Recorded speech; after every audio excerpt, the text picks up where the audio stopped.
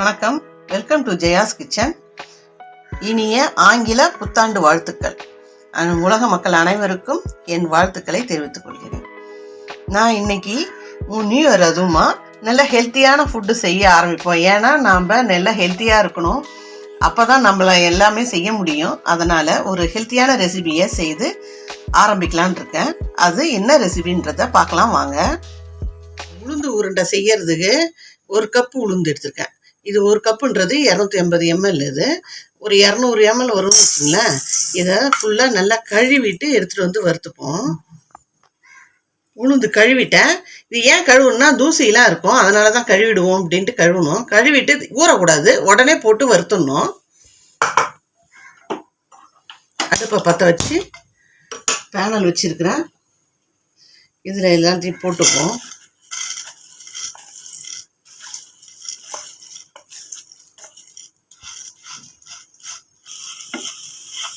இது நம்ம உணர்த்திட்டு கூட நம்ம செய்யலாம், இல்லைன்னா நல்லா வடிகட்டிட்டு தண்ணி எடுத்துட்டு இதை வறுத்துக்கலாம்.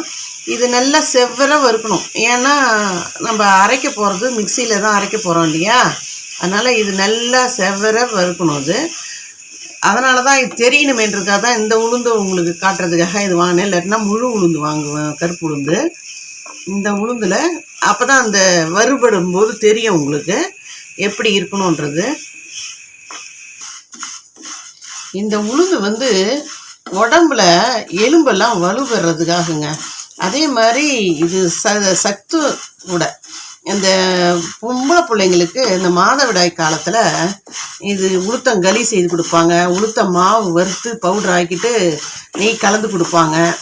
அப்புறம் இதுலேயே வடையும் செய்து கொடுக்கலாம். இருந்தாலும் இந்த களி இது நெல்லெண்ணெய் விட்டு செய்து கொடுத்தோம்னா அவங்க வயிறு க்ளீன் ஆகும், வயிற்று வலியெலாம் வராது, அவங்களுக்கு ரொம்ப நல்லது. கர்ப்பப்பையெல்லாம் வலுவாக்கும் இது. அதனால் இது பொம்பளை பிள்ளைங்களுக்கு தான் இது மெயினாக இது செய்து கொடுக்கணும். எல்லா பிள்ளைங்களுக்கும் கொடுக்கலாம், இருந்தாலும் பொம்பளை பிள்ளைங்களுக்கு இந்த கர்ப்பப்பை சம்மந்தமானதுக்கெலாம் இது ரொம்ப நல்லது. அதனால தான் இதை இப்போது நான் நியூ இயர் சமயத்தில் இதை ஒரு ஆரோக்கிய சமையலாக இருக்கட்டும்ன்றதுக்காக நான் இதை செய்கிறேன். நான் நல்லா வறுபட்டுடுது, இந்த மாதிரி செவர இருக்கணும். இப்போ இதை எடுத்து கொட்டிக்கலாம்.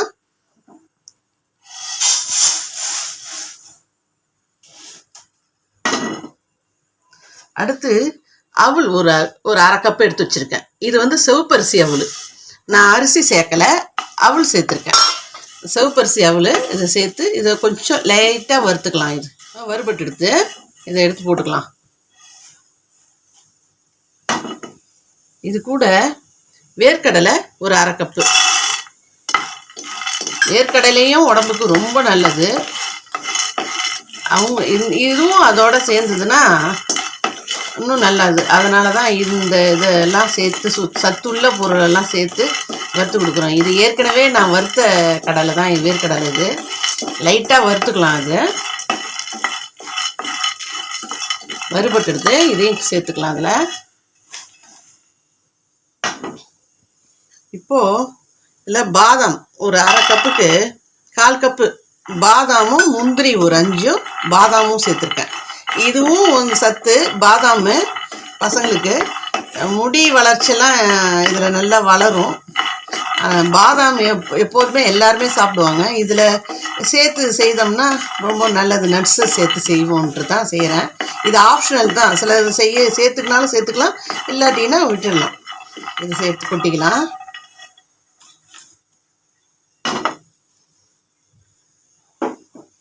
இதில் நான் ஒரு திராட்சை சேர்த்துக்கிறேன், ட்ரை ஃப்ரூட்டு ஒரு 3 ஏலக்காய் சேர்த்துக்கிறேன், சுக்கு கொஞ்சம் சேர்த்துக்கிறேன்.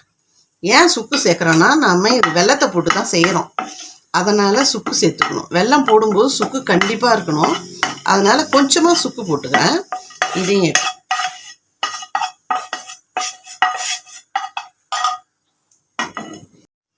இது கூடவே இது கழுவி நெல்லை வச்சுருக்கேன் சுத்தமாக. இந்த எல்லையும் போட்டு வறுத்துக்கலாம். இது சுத்தமாக இது பண்ணணுன்றதால தான் கழுவிட்டு வச்சேன். சுத்தமாக எல்லாம் இருந்தால் அப்படியே போட்டுக்கலாம் வறுத்துட்டு.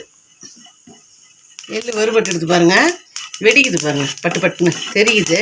எல்லாம் தெரிச்சு வெளியே போயிடுறதுக்குள்ளே நம்ம எடுத்து கொட்டிடுவோம்.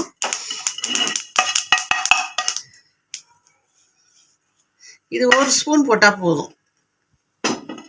இதை எல்லாத்தையும் நல்லா ஆற வச்சு பவுடர் ஆக்கணும். நல்லா ஆறட்டும்.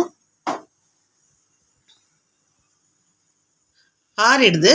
இதை அப்படியே மிக்சியில் போட்டு பவுடர் ஆக்கிடலாம்.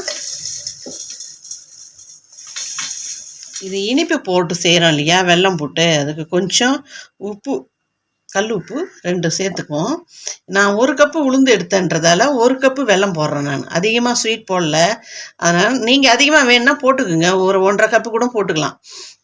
எங்களுக்கு 1 கப்பே போதும் அது. அதனால் 1 கப்பு வெல்லம் எடுத்திருக்கேன். இதை முதல்ல பவுடர் ஆக்கிப்போம். பாருங்கள், ரொம்ப நைஸாக வேணாம், ஏன்னா வாயிலெல்லாம் விட்டும். கொஞ்சம் குறகுறப்பாக இருந்தால் தான் சாப்பிட்றதுக்கும் நல்லாயிருக்கும். இதில் பாதி மாவை இதில் கொட்டிடுவோம், ஏன்னா நிறைய இருக்குது இதில். இதில் இந்த வெல்லத்தை இதில் போட்டுக்கலாம். போட்டு அரைச்சிப்போம். இதில் எல்லாத்தையும் ஒன்றா சேர்த்துக்கலாம். வெல்லம் போடவா அடியில் பிடிச்சிடுது. எல்லாத்தையும் ஒன்றா கொட்டி கலந்துட்டோம் நாம்.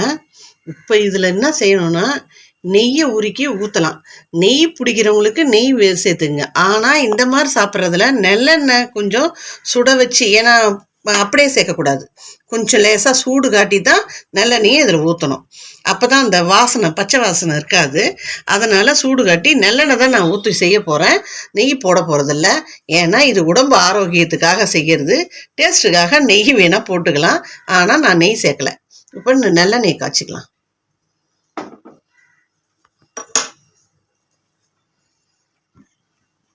நல்லெண்ணெய் சூடானாலே போதும்.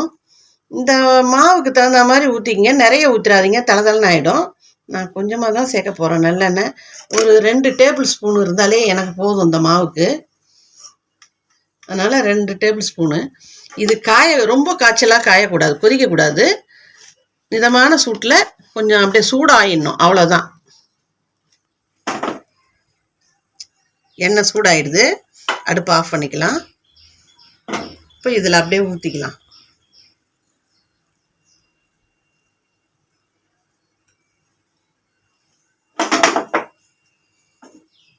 சுடும், கையை வச்சு கிண்டிடாதீங்க.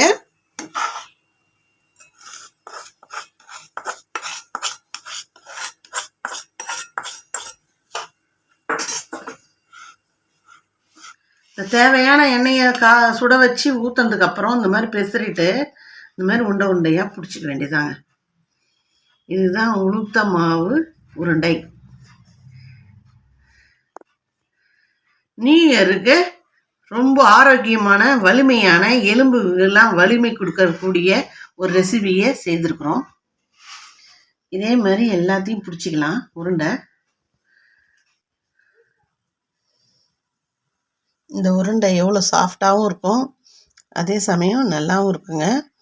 இந்த மாதிரி கொஞ்சம் குறகுறப்பாக இருந்தால் தான் வாயில் ஒட்டாது. அதனால தான் அந்த குறகுறப்பாக அரைக்க சொன்னேன்.